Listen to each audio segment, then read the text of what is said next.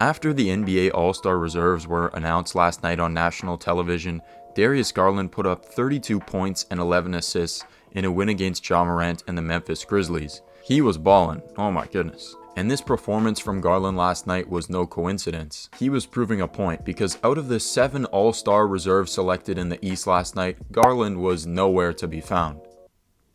Unbelievable. Weirdly enough, I haven't heard many people complaining about the fact that he wasn't an All-Star, but he's definitely got a case. Should Darius Garland have been an All-Star? Well, let's talk about it. After coming off his first All-Star selection last year, Garland has arguably followed that up with an even more impressive season this year. Garland is averaging 22 points, 3 rebounds, and 8 assists, which is tied for 5th in the NBA with Luka Doncic.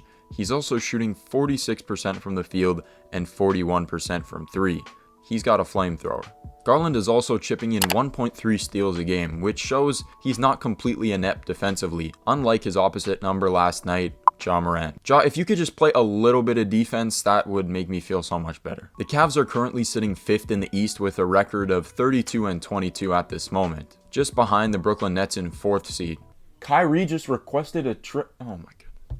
As you can clearly see, Garland is putting up all-star numbers. There's no question about that.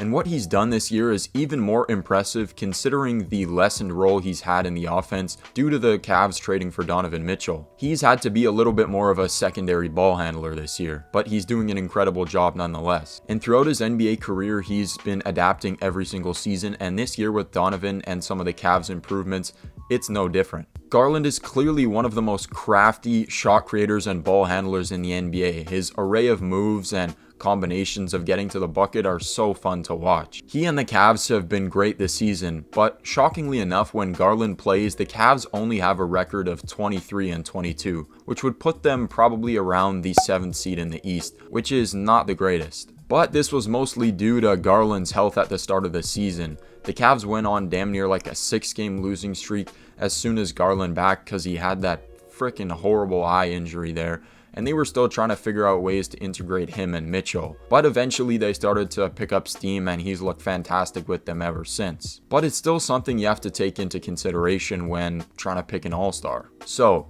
the data is laid out, everything's on the table. The question is Garland really an all-star? Garland is definitely worth an all-star appearance considering the way he's been playing this year. If you look at some of the other guys in the East, he clearly could have replaced DeMar DeRozan and possibly Jrue Holiday as well. DeRozan has had a pretty good year, but the Bulls have been, to put it lightly, pretty garbage, and although DeRozan is having a great year, you have to take that into consideration when selecting an all-star. Garland definitely could have taken his spot. Jrue Holiday has played great this year and his impact has definitely been felt, but he has an incredible team around him. I'd say this one is 50-50 between Jrue and Garland. Seems like this year with the all-star voting and selection of players, the NBA is putting more emphasis on the defensive end, especially with Jrue getting selected and then Jaren as well, who's leading the Defensive Player of the Year talks. And I'm completely for that. Defense is such an underrated part of the game, ironically enough, but that's just usually not the way the all-star voting goes. So it's definitely a toss-up between Garland and Jrue. Some people have been saying Tyrese Halliburton doesn't deserve an all-star appearance.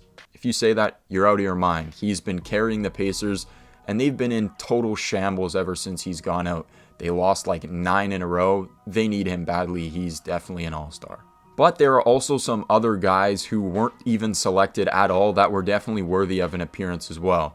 James Harden, 7th in MVP voting today, but he's not an all-star. It is what it is. That boy got snubbed though. And Jalen Brunson added to this Knicks team has made them a legitimate playoff team, and he's nowhere to be found in there as well. He's got a case too. And him and Garland are in a similar position. They already have an all-star on their team, but they've both been playing extremely well. When it comes down to it, Garland has had an all-star worthy year. There's no question about it. If you know basketball, you know how great Garland's been. And there's definitely some guys in the all-star voting that he should be ahead of, no question about it. But just the way it works every year, there's going to be guys that get snubbed, and there's guys that should be more worthy of it than others, but that's just the way it goes. So what I mean by that is, that boy Loki got robbed. Thank you for watching. I hope you enjoyed this video.